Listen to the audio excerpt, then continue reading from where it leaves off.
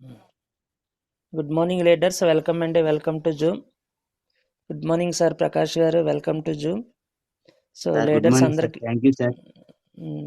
So leaders అందరికి unmute option ఇవ్వడం జరుగుతుందండి. సో అందరూ కూడా సార్కి వెల్కమ్ చెప్పండి. Good morning, sir. Welcome to Zoom, sir. Welcome to Zoom, sir. Welcome, sir. Welcome to Zoom. Good morning, sir. Welcome, sir. Welcome to Zoom, sir. Good Good morning, morning, sir. sir. Welcome to Zoom, sir. All the best, sir.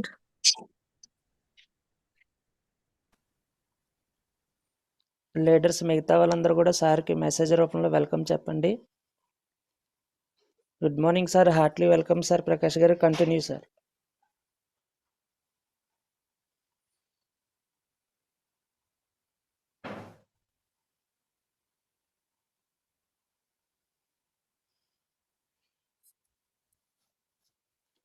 Prakash garu cohost ఇచ్చానండి, continue చేయండి sir.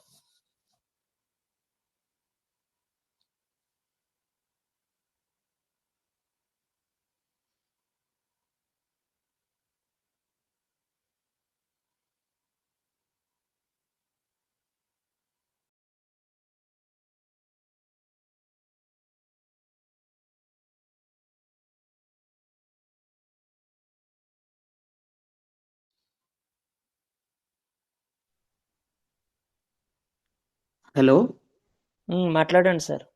Sir, వినిపిస్తుందా sir? వినబడుతుందండి, మాట్లాడండి. Okay sir, thank you. Good morning వెస్టేజ్. Very very good morning. Good morning all of you. ముందుగా నా జన్మనిచ్చిన తల్లిదండ్రులకు నా పాదాభివందనాలు. అలాగే ఇంత మంచి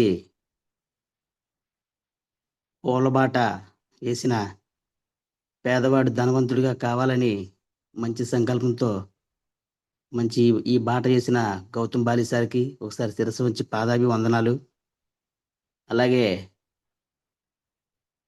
నన్ను ముందుండి నడిపిస్తున్న మనందరినీ మా great leader, my mentors doctor Dorababu సార్కి, రవికృష్ణ సార్కి, అలాగే మా టాప్ అప్లైన్ రవణమ్మ మేడం గారికి, మా గ్రేట్ అప్లైన్ సత్యవతి మేడం గారికి నా శిరస్సు ఉంచి నా పాదాభివందనాలండి.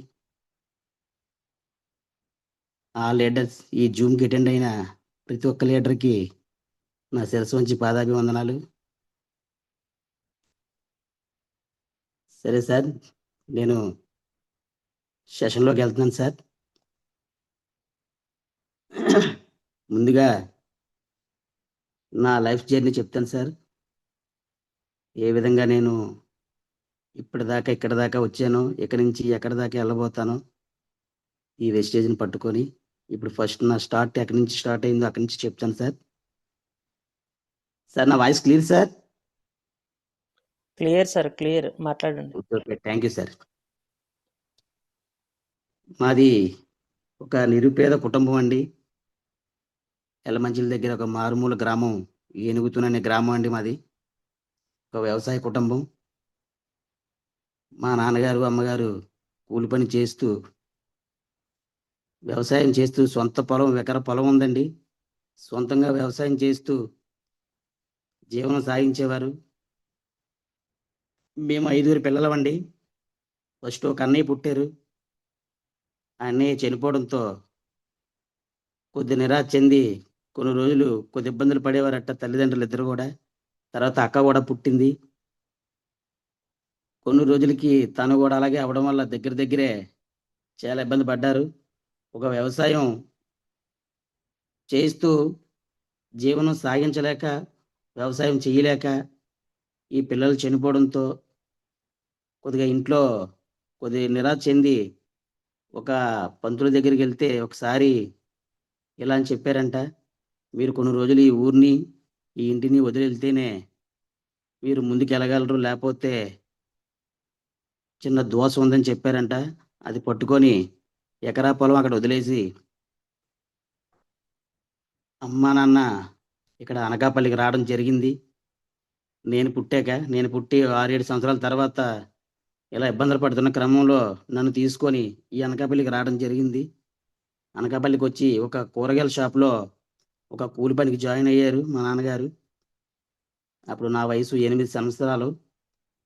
జాయిన్ అవుతూ చేస్తూ అలాగా కూలి పని చేస్తూ మా అమ్మ నన్ను మా అమ్మని అలా చూసుకుంటూ ఉండేవారు. తర్వాత ఇంకో తమ్ముడు పుట్టాడు. ఇంకొక తమ్ముడు కూడా పుట్టారు. మొత్తం ముగ్గురు మగపిల్లలు అండి ఇప్పుడు మా నాన్నగారికి. మా నాన్నగారు చేస్తూ చేస్తూ అలాగా 7-8 సంవత్సరాలు చేశాక నాకు 13, 14 సంవత్సరాల వయసులో మా నాన్నగారు కాలం చెల్లించారు.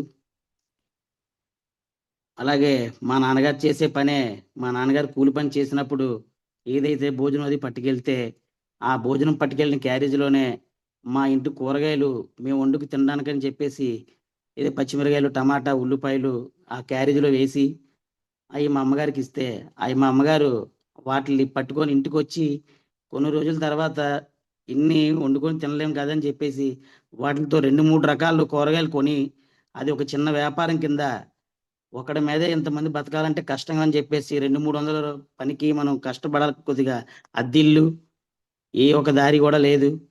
పొలం ఉన్నది అంటే మనం పండించలేము. ఇప్పుడున్న బ్రతికి తెరువు మీదే బ్రతకాలనే ఆలోచనతో మా అమ్మ కూడా మంచి ఆలోచనతో మా నాన్నకి మంచి భరోసా అవ్వాలని 2-3 రకాల కాయగూరలు కొని ఈ 2-3 రకాలతో కలిపి ఈ 6 రకాలు చిన్న వ్యాపారం కింద అమ్మడం మొదలు పెట్టిందండి. మొదలు పెట్టాక ఆ రోజు మా నాన్నగారికి ఇష్టం లేదు అలా వ్యాపారం చేయడం. ఎందుకు నేను తెస్తుంది చాలదా, నువ్వు కూడా వ్యాపారం చేయాలని అనేసరికి అయినా మా అమ్మ ఎదిరించి ఒక మగోళ్ళ నిలబడి మా నాన్నకు భరోసా ఉండేదండి. మధ్యలో మా నాన్నగారు అలా జరగడం వల్ల నిజంగా మా అమ్మ ఆ రోజు తీసుకున్న ఆ నిర్ణయం లేకపోతే మా నాన్నగారు చనిపోయినందుకు మేము రోడ్డున పడవలసిందండి. అదే వ్యాపారం అలా చేస్తూ మా అమ్మ చేస్తూ చేస్తూ మమ్మల్ని పెంచుకొచ్చిందండి. నేను కూడా మా అమ్మకు ఒక భరోసా అవ్వాలని చెప్పేసి చదువు కూడా 5-6 తరగతులకు వచ్చేసరికి నాకు కూడా మా అమ్మ కష్టం చూసి నేను ఏదో మా అమ్మకు సహాయపడాలన్న ఆలోచనతో నేను స్కూల్కి వెళ్తూ ఒక పార్ట్ టైం జాబ్గా ఒక చిన్న జ్యూస్ పాయింట్లో జాయిన్ అయ్యానండి. జాయిన్ అయితే ఈవినింగ్ 5కి స్కూల్ అయిపోతే 5 గంటలకు వెళ్తే రాత్రి 10-11 వరకు కూడా నేను ఆ జ్యూస్ పాయింట్లో గ్లాసులు కడగడానికి వెళ్ళేవానండి.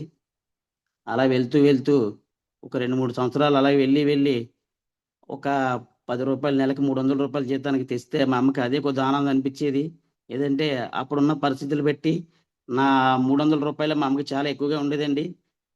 అలా వెళ్తూ నేను దాన్నే ఫుల్ టైమ్‌గా కెరీర్ తీసుకొని చదువు మొత్తం ఎగ్గొట్టి 7th క్లాస్‌కి వచ్చేసరికి ఆ 2 సంవత్సరాలు మానేసి దాంట్లో ఫుల్ టైమ్‌గా తీసుకొని నెలకి రూ. 900 జీతంకి 2 సంవత్సరాలు 3 సంవత్సరాలు చేశానండి అందులోనే జ్యూస్ పాయింట్‌లో. మా అమ్మకి ఆ రోజుకి ఇంకా నాకు చదువుతో పని లేదు. నేను తెచ్చిందే చాలా ఇదని చెప్పేసి ఇప్పుడు ముగ్గురిమి కలిపి బ్రతికేవాళ్ళమండి. ఇద్దరు అన్నదమ్ములు, మా అమ్మ, నేను. మా అమ్మ చాలా కష్టాలు పడిందండి. మా అమ్మ కష్టాలకి నేను ఇప్పుడే మంచి ఇదిగా ఒక లైఫ్ చూపించాలని నా కోరిక ఉంది. అలాగా వస్తూ నేను ఆ జ్యూస్ పాయింట్ చేస్తూ చిన్న డిస్కషన్స్ వచ్చి అక్కడ ఆ షాప్‌లో 2004లో నేను మానేసి చిన్న వ్యాపారం, నా వయసు తగ్గ వ్యాపారం కాదు. అదే జ్యూస్ పాయింట్‌లో ఏదైతే పని నేర్చుకున్నానో మా అనకాపల్లి చిన్న మారుమూల గ్రామం నాగులపల్లి జంక్షన్ అని ఆ టైంలో 2004, 2005 టైంలో చిన్న షాప్ పెట్టానండి. చిన్న వయసు 12, 13, 14 సంవత్సరాల వయసు అంతే. అంతకంటే ఎక్కువ ఉండదు. ఆ వయసులోని నేను వ్యాపారం చేయాలన్న చిన్న తపన నాకు ఎప్పుడూ ఉండేది. నేను ఆ రోజు నుంచి ఈ రోజు కూడా వ్యాపారమే చేస్తున్నాను, బిజినెసే చేస్తున్నాను. కానీ నేను చాలా బాగా చేసి ఒక 1 ఇయర్, 2 ఇయర్ చేశాను. చేసినప్పుడు బాగానే ఉంది. మా అమ్మ కూడా నాకు బాగా ఎంకరేజ్ చేసింది. నేను కూడా ముందుకి సాగుతాను. చిన్న ఆ బడ్డీ మీదే పోన్లే నేర్చుకున్న పనే కదా! బాగానే చేసుకుంటున్నాను అనిపించింది. మధ్యలో కొద్దిగా చిన్న సర్కిల్‌తో తిరిగి 1 ఇయర్, 2 ఇయర్ చేసి ఒక రూ. 1,00,000 దగ్గర 1,50,000 దగ్గర చిన్న ఫైనాన్షియల్‌గా అప్పు చేశానండి అందరి దగ్గర. ఫ్రెండ్ సర్కిల్‌లోనే 5,000, 10,000, 5,000, 10,000 చేశాను. తెలియని వయసు కాబట్టి వ్యాపారం చేసే వయసు కాదది. ఏదో చేయాలన్న తపనతో చేశాను అంతే. ఆ చేసిన తప్పుకి ఒక రూ. 1,50,000 కొద్దిగా ఫైనాన్స్ ప్రాబ్లమ్‌గా అప్పులు చేశాను. చేస్తే మా అమ్మ మాకున్న ఇబ్బందులు పెట్టి నేను ఏమవుతానన్న భయంతోటి మాకున్న ఎకరా పొలం మా వీధిలో ఒక పెద్దాయన పట్టుకొని కాళ్ళేళ్ళ పట్టుకొని నా కొడుకు ఇలా చేశాడు. దానికి క్షమాపణ కోరుతూ కొద్దిగా ఏదో దారి చూపించని చెప్పేసి ఆ ఎకరా పొలం కాగితాలు తెచ్చి 2008 మా అమ్మ 1,50,000కి అవి తాకట్టు పెట్టి తనఖా రిజిస్ట్రేషన్ చేయించడం జరిగింది. జరిగిన తర్వాత నేను కొద్దిగా ఇబ్బంది అనిపించేది. ఎందుకంటే అప్పుడు నాకు భూమి ఏటో తెలీదు, ఇల్లు ఏటో తెలీదు, వ్యాపారం ఏటో తెలీదు. తెలియని టైంలో నేను తప్పు చేయడం జరిగింది.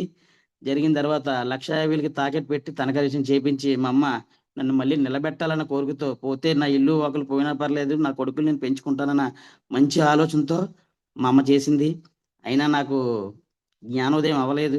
ఆలోచన అయితే ఉండేది కానీ ఏం చేస్తున్నానో నాకే తెలిసేది కాదు.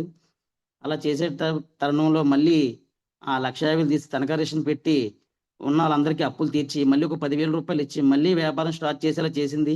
ఈ 1,50,000కి ఈ 10,000 రూపాయలు 2 నెలలు 3 నెలలు వ్యాపారం చేసి వాళ్ళకి వడ్డీకి వచ్చింది.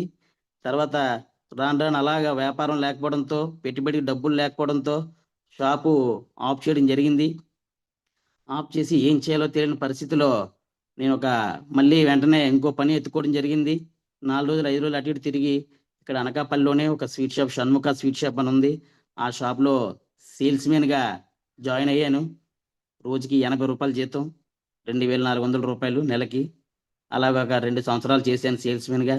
చేస్తూ అలాగా 100 రూపాయలు జీతం నెలకి 3,000కి వెళ్ళింది. తర్వాత ఒకరోజు అదే స్వీట్ షాప్లో ఉంటే నా పని పొట్లాలు కొట్టుకోవడం అనే ఆలోచన వచ్చి, ఏదైతే స్వీట్స్ తయారవుతుందో ఆ లోపల తయారు చేసే దగ్గర జాయిన్ అయ్యాను. 150 రూపాయలు కళాయిలు కడగడం, అదే మేస్త్రులకి హెల్పింగ్గా ఒక హెల్పర్గా జాయిన్ అయ్యాను. అలా చేస్తూ ఒక 6 నెలలు 8 నెలలు చేసి నేను ఆ మేస్త్రితో, అరే తమ్ముడు, నువ్వు సేల్స్మెన్ కాదు, వర్క్ నేర్చుకుంటే ఫ్యూచర్లో నీ లైఫ్ బాగుంటుంది, నువ్వు దీన్ని ఒక కెరీర్గా తీసుకుంటే ఈరోజు ఈ 100-150తో ఉండిపోదు, నువ్వు ఎంత వర్క్ నేర్చుకుంటే నీకు అంత ఆదాయం ఉంటుంది అని చెప్పినట్టునే ఆయనది మేస్త్రి గారిది కాకినాడ. ఆయనతో పాటు నేను కూడా నాకు నెంబర్ ఇచ్చారు. తమ్ముడు, నీకు ఎప్పుడైనా రావాలని ఉద్దేశం ఉంటే నువ్వు ఇక్కడి నుంచి నువ్వు కాకినాడ వచ్చి నాకు ఫోన్ చేయంటే, నేను సరే అని చెప్పేసి మా గురువుగారు వెళ్ళిపోయినట్టున ఒక వారం రోజులకి నేను ఇంట్లో పెట్టకుండా మా అమ్మ తమ్ముళ్ళు అందరినీ వదిలేసి నేను నేరుగా సామర్లకోట వెళ్ళి ఆయనకి ఫోన్ చేశాను. గురువుగారు ఇలా వచ్చానంటే సరే అని చెప్పి కాకినాడ భానుగుడి సెంటర్ రా అని చెప్పేసి అన్నారు. అక్కడ అభిరుచి స్వీట్స్ అని ఉంది, అక్కడ జాయిన్ అవ్వడం జరిగింది.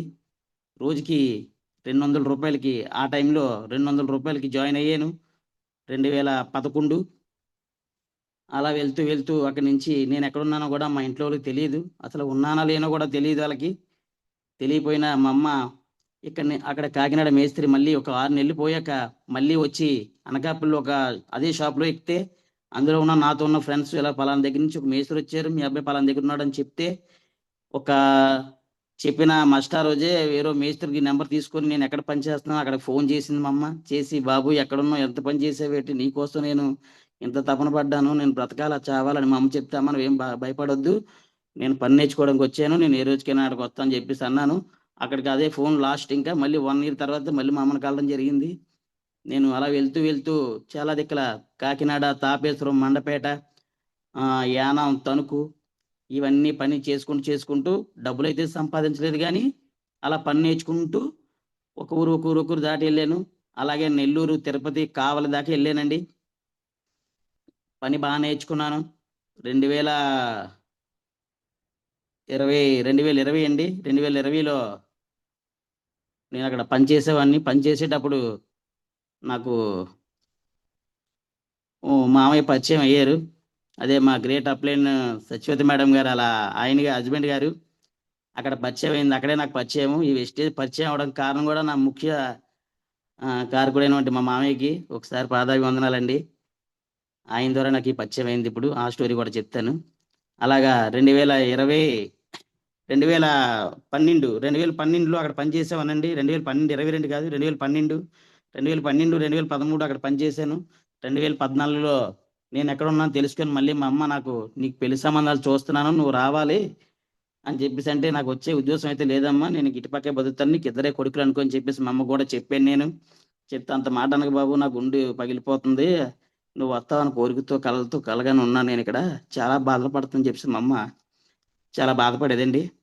మా అమ్మ ఆ మాట అనేసరికి నా నిర్ణయం మార్చుకొని మళ్ళీ నేను ఇక్కడ తిరిగి రావడం, సరే అమ్మా నువ్వు సంబంధం చూడు, ఇక్కడ యాసలు ఏమీ లేదు, నేను ఒక బాధతో వచ్చాను, నువ్వు నాకంటే బాధపడుతున్నావు అంటే నీకంటే నాకెవరు ఎక్కువ అని చెప్పేసి నేను మళ్ళీ 2013లో ఉండి 2014 డిసెంబర్ లాస్ట్ని నేను మళ్ళీ అనకాపల్లి రావడం జరిగిందండి. వచ్చాను, పెళ్లి సంబంధం చూశారు, పెళ్లి చేసుకున్నాను. అన్నీ అవే. మళ్ళీ యథావిధిగా ఇక్కడ అనకాపల్లిలోనే నేను ఏ షాప్లో అయితే 70 రూపాయలకి 80 రూపాయలకి జాయిన్ అయ్యానో అదే షాప్లో రోజుకి ఒక 350 400 రూపాయల జీతానికి మాస్టర్గా జాయిన్ అయ్యానండి. జాయిన్ అయిన తర్వాత అలా వెళ్తూ వెళ్తూ 350 రూపాయలు 400 రూపాయలు జస్ట్ నా ఖర్చుకే వస్తున్నాయి. ఇంట్లో ఏం సాగేది ఏం లేదు. మా అమ్మ వ్యాపారం చేస్తానుంది అప్పటి నుంచి ఇప్పుడు దాకా కూడా.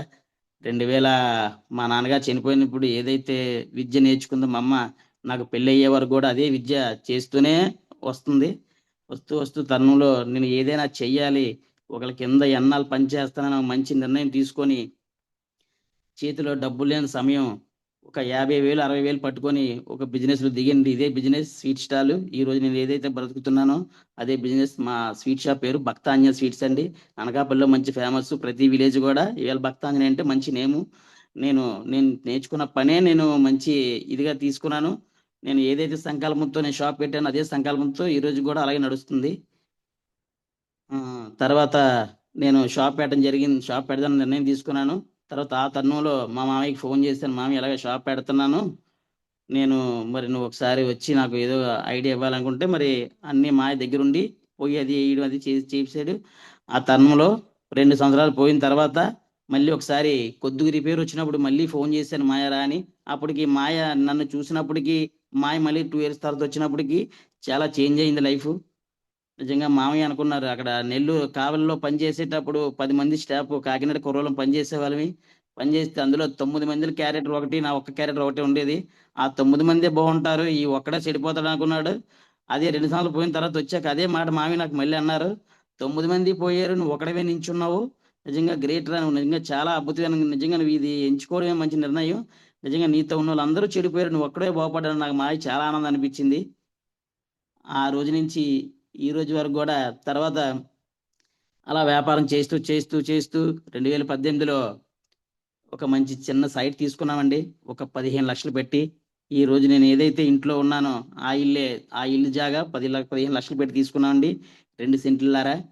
నిజంగా వస్తూ వస్తూ 2019లో మళ్ళీ బిజినెస్ చేస్తూ చేస్తూ చాలా సూపర్గా ఇంట్లో అందరు సపోర్టు, పని మనిషితో పని లేకుండా ఇంట్లో సామాన్లు తోమే మా అమ్మ, సామాన్లు తోమడం మా అమ్మ, ప్రతి పనికి ఆడవాళ్ళతో కలిసి. నాకు మ్యారేజ్ అయింది, మా తమ్ముడికి మ్యారేజ్ అయింది. శుభ్రంగా వాళ్ళ వైఫ్, మా వైఫ్, నేను, మా తమ్ముడు, మా అమ్మ, మా మేనల్లుడు, 2 అలా కలిసి ఓ ఫ్యామిలీ మెంబర్స్ ఒక 5 సంవత్సరాలు గట్టిగా రాత్రి పగలనకుండా కష్టపడితే దాని ఫలితం 2018లో జాగా కొనడం జరిగింది. 2019లో ఒక 40 lakhs పెట్టి మళ్ళీ కొబ్బరి తోట కొనడం జరిగింది. అంటే వ్యాపారం చేస్తాం, కొద్దిగా ఫైనాన్షియల్గా బయట తెచ్చాం. ఏదైనా చేసేటప్పుడే మంచి రథం బాగా పరిగెడుతున్నప్పుడే ఏదైనా అప్పైనా సొప్పైనా కొద్దిగా వెనకాల వేసుకోవాలి అన్న ఆలోచనతో కొద్దిగా ఫైనాన్షియల్గా కొద్దిగా అప్పు తెచ్చి చేయడం జరిగిందండి. మంచి హౌస్ 2019లో మంచి కొబ్బరి తోట ఒకటి కొన్నాం 40 లక్షలు పెట్టి.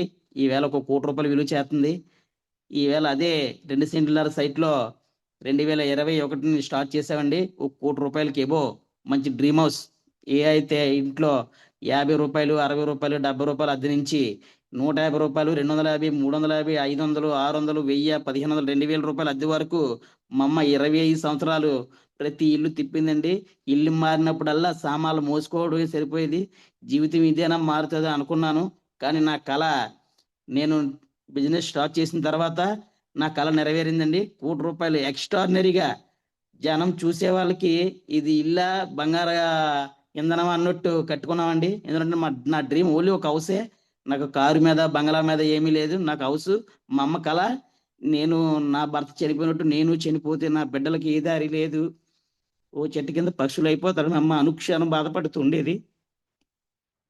మా అమ్మ కోసమే అదొక కోరిక నేను నెరవేర్చడం జరిగింది. మంచి డ్రీమ్ హౌస్ కట్టుకున్నాం. చాలా ఆనందంగా ఉంది. 2022 2023 అలా వస్తూ వస్తూ వ్యాపారం కాస్త కొద్ది డిలే అవుతుంది. ఇంట్లో దిగడం జరిగింది.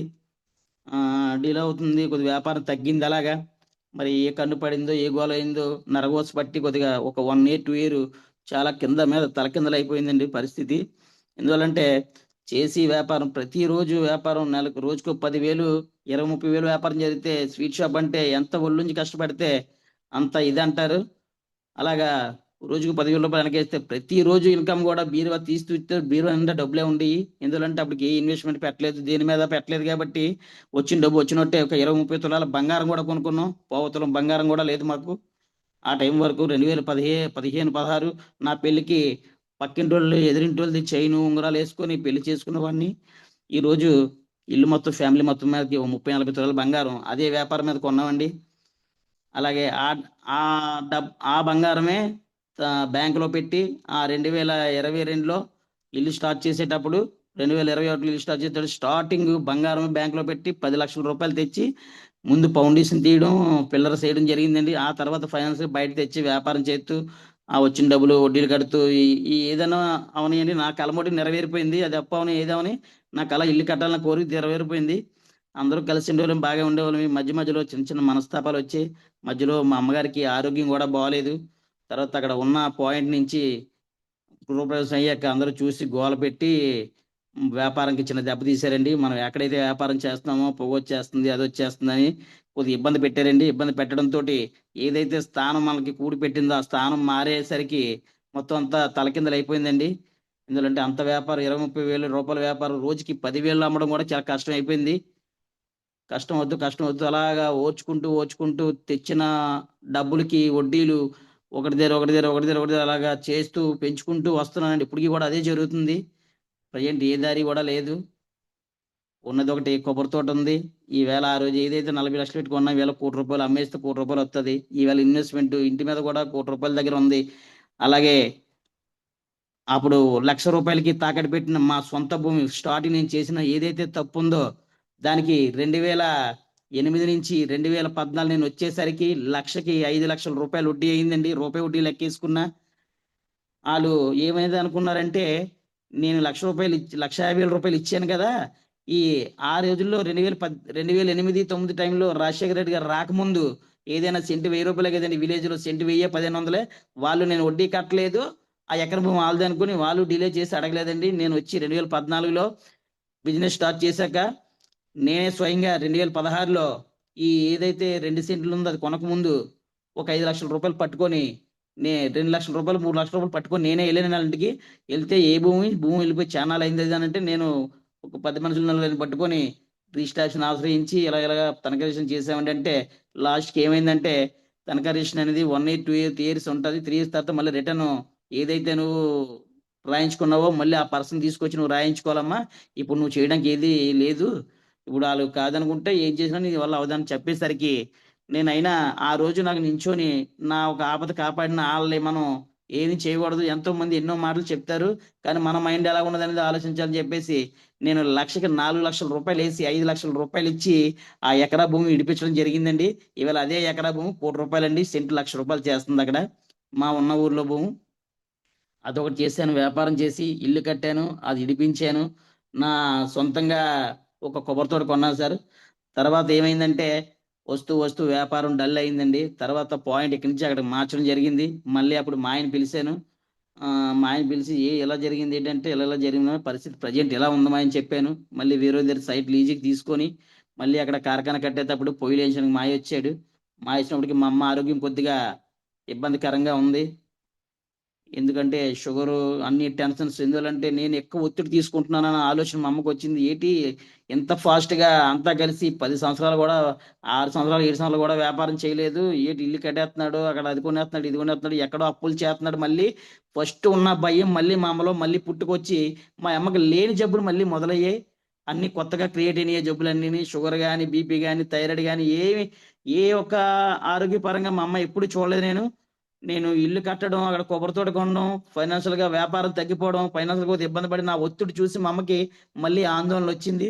వచ్చిన క్రమంలో హాస్పిటల్లో జాయిన్ చేస్తే 1,50,000 2 లక్షల దాకా అయింది. అయినా షుగర్ అప్పటికి 550 560 ఉండేది. అప్పుడు మాయ వచ్చి ఇలా నైట్ టైం ఒకసారి అందరం కూర్చొని భోజనం చేస్తే మాయ ఎప్పుడు వచ్చినా మా దగ్గర 2 రోజులు 3 రోజులు ఉండేవారు. ఎందుకంటే వచ్చిన పని అయ్యేదాకా మన దగ్గరే ఉండేవారు. ఉన్న తరంలో ఇలా మా అమ్మని చూసి ఏమా అంటే ఇలా పరిస్థితి బాబు, ఆరోగ్యం బాగోట్లేదు అని చెప్తే అప్పుడు సజెషన్ చేశారు. ఇలాగా తర్వాత ఉదయాన్ని పని చేస్తున్న కార్ఖానా దగ్గరికి వెళ్ళినప్పుడు ఇలాగా అల్లుడు అక్క విస్టేజ్ అనే దాంట్లో ప్రొడక్ట్లో చేస్తుంది, హెల్త్కి సూపర్గా ఉంటుంది, అమ్మకి ఎలా షుగర్ ఎక్కువ ఉంది కదా, ఒకసారి అక్కతో మాట్లాడు, అక్కకి నీ నెంబర్ ఇస్తాను, నీకు ఫోన్ చేస్తాను, మాట్లాడి నువ్వు ఎప్పుడు రమ్మంటే అప్పుడు వస్తానని చెప్పేసి మాయ గారు చెప్పారు. చెప్పిన తర్వాత సరే మాయ అన్నాను. ఇంకా మళ్ళీ మాయ చెప్పిన మాట నేనేం కాదనలేదు. తర్వాత మస్టర్ రోజు, రెండో రోజు, మూడో రోజు అక్క ఫోన్ చేశారు. ఫోన్ చేస్తే తమ్ముడు ఎక్కడంటే సరే అక్క బయలుదేరండి, అయితే నేను మీరు వచ్చి ఫోన్ చేస్తే రిసీవ్ చేసుకుంటా అన్నాను. మన madam great leader Ramana madam గారు, మన సత్యవతి మేడం గారు ఇద్దరు కలిపి వచ్చారు. అప్పటికి కొద్దిగా వ్యాపారం ఏం తగ్గలేదు, అలాగా రన్ అవుతుంది, కొద్దిగా ఫాస్ట్గా రన్ అవుతుంది. కొద్దిగా రాంగ్ చెప్పాను సార్. ఇదంతా అక్క వీళ్ళు వచ్చేటప్పుడు వ్యాపారం బాగానే ఉంది, నాకు అయితే ఖాళీ ఉండేది కాదు. కానీ ప్రొడక్ట్స్ ఇంట్లో వాడుకున్న ప్రొడక్ట్స్ ఇచ్చారు. తర్వాత అమ్మకి గ్లూకోహెల్త్ పోతే షుగర్కి నీము 2 ఇచ్చారు. నిజంగా చెప్తానండి, 1,50,000 ఖర్చు పెట్టాను. మధ్య మధ్యలో ట్రీట్మెంట్ తీసుకెళ్తే షుగర్ 5,20, 5,30, 5,20, 5,30 ఉండేది. కానీ 1 మంత్ నిజంగా నేము గ్లూకోహెల్త్ వాడేసరికి నెల రోజులకి 300కి వచ్చిందండి షుగర్. నిజంగా నాకు చాలా ఇది అనిపించింది. మా అమ్మ మళ్ళీ ఆరోగ్యం మళ్ళీ పొందింది. నాకు ఒకటే అనుకున్నాను, ఈ ప్రొడక్ట్స్ అసలు దీనికోసం ఆలోచించలేను నేను. మా అమ్మ కోసం ఆలోచించి ఏదైతే ఇలా తగ్గిందో నేను ఒకటే అనుకున్నాను, నిజంగా ఈ సప్లిమెంట్స్లో ఏదో మంచి ఇది ఉందని. నిజంగా నాకు చాలా బాగా నమ్మకం వచ్చిందండి. తర్వాత హోమ్ మీట్స్ బయట కిరాణా కొట్లో సబ్బులు, పేస్టులు అన్నీ కొన్ని నెలకు 3,000, 4,000 రూపాయలు కిరాణాకి నిజంగా కొనేవండి. నిజంగా అక్క అక్కడి నుంచి స్టార్ట్ చేసింది, కానీ ఈ రోజు వరకు కూడా మన ప్రొడక్ట్ తప్ప వేరే బయటది ఏది వాడట్లేదు. ఎందుకంటే నిన్న కూడా నిన్న 14వ తేదీన కూడా నేను 4,000 రూపాయలు, ప్రతి నెల 4,000 రూపాయలు తక్కువ చేయను, ప్రతి నెల తీసుకుంటా. నాకు జరిగిన మంచి అందరికీ చెప్తుంటా. తర్వాత వస్తూ వస్తూ అమ్మకి షుగర్ తగ్గింది, మళ్ళీ మోకాళ్ళ నొప్పులు మొదలయ్యాయి. మోకాలకి నిజంగా 4 ఫ్లోర్ల బిల్డింగ్ కాదు, కానీ ఫస్ట్ ఫ్లోర్ అద్దెకున్నప్పుడే బాగుండేది. 4 ఫ్లోర్లు ఎక్కి దిగడం వల్ల మోకాళ్ళు అరిగిపోయి, మోకాళ్ళు వాచిపోయి చాలా ఇబ్బంది పడేదండి. కిందకి వెళ్తే పైకి వచ్చేది కాదు, పైకి వెళ్తే కిందకి వచ్చేది కాదు. అలాగా వస్తూ వస్తూ మన ప్రొడక్ట్స్ వాడితే నూనె,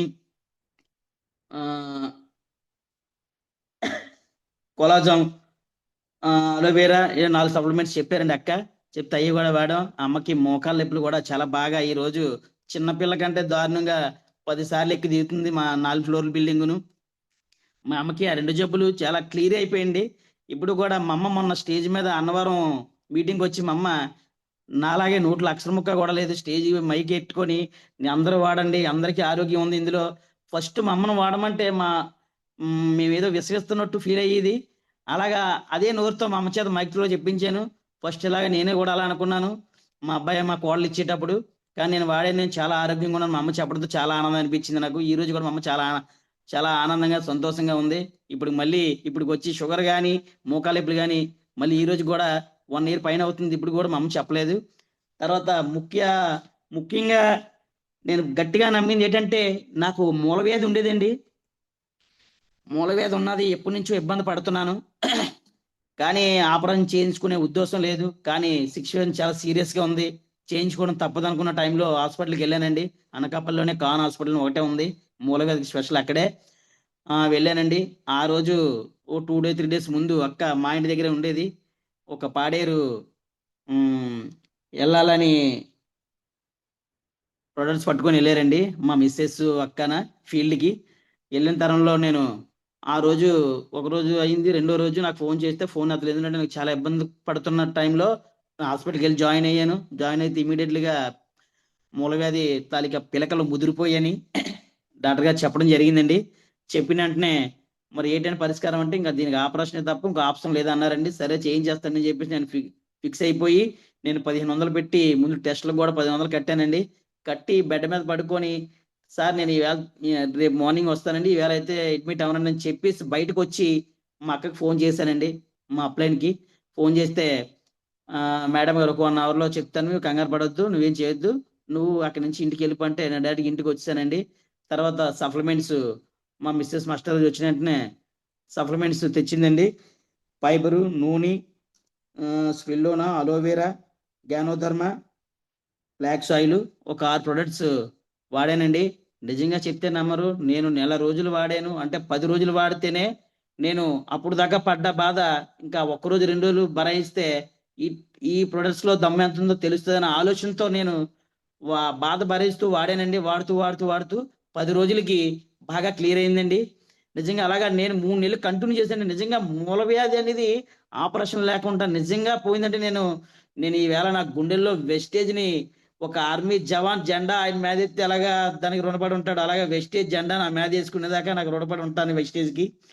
అలాగా 3 నెలలు కంటిన్యూ వాడానండి. ఈవేళ నిజంగా మూలవ్యాధి అనేది కాదు కదా! దాని అంచులు కూడా నాకు కనిపించలేదండి. నేను గట్టిగా నమ్మింది ఇక్కడి నుంచే. అప్పుడు దాకా వెస్టేజ్ అంటే ఏటో మా అమ్మకి తగ్గింది, మోకాళ్ళ నొప్పి తగ్గి అనుకునేవాడిని. కానీ నాకు మూలవ్యాధి పోవడమే నాకు నిజంగా మంచి ఆరోగ్యాన్ని ఇచ్చిందండి. నిజంగా ఈరోజు నాకు గ్యాస్ ప్రాబ్లం గానీ, మూలవ్యాధి ప్రాబ్లం గానీ, నిజంగా మన సప్లిమెంట్స్ నిజంగా ఒక ఫుడ్ సప్లిమెంట్స్ అన్నందుకు నిజంగా ఫుడ్ సప్లిమెంట్స్ అండి. 85 కేజీలు ఉండే నేను మన సప్లిమెంట్స్ వాడడం వల్ల 75 కేజీలే ఉన్నాను.